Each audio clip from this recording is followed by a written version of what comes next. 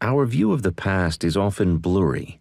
It is clouded by bias of one sort or another, hampered by incomplete memories, and frequently softened by nostalgia. Calling the past history has a way of formalizing the collection of memories into a sort of canonized historical narrative. Events occur, fall into a fixed chronology, and are left there for observation.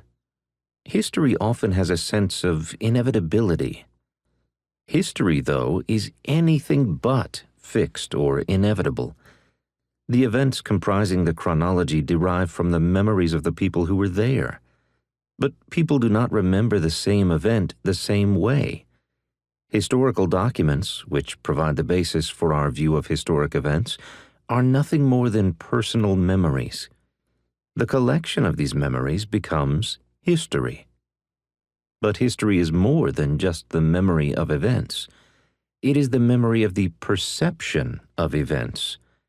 Perceptions vary with each individual.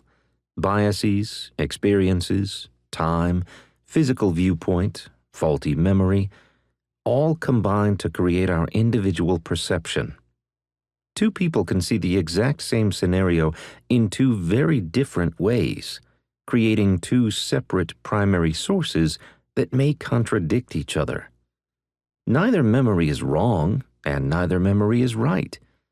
If a memory can even be correct, since it is, after all, the perception of the event stored in the brain, not objective data.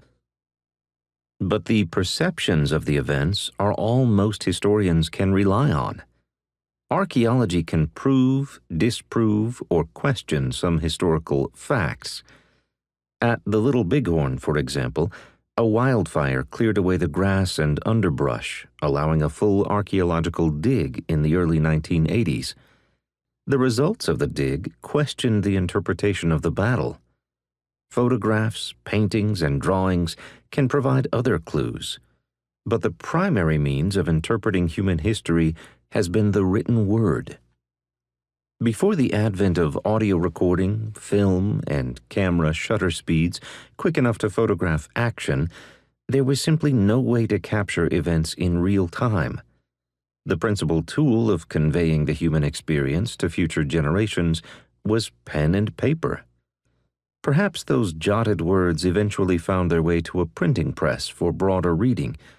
Maybe the family or community passed down local history through stories from generation to generation.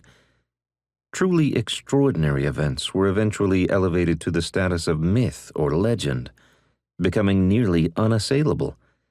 But they all started as memories. A basic understanding of how memory works, then, is vital. Memories are affected by an incredible number of factors. For example, the place the person stood when he experienced the event affected what he saw. His past experience affected how he perceived it. Was he scared, determined,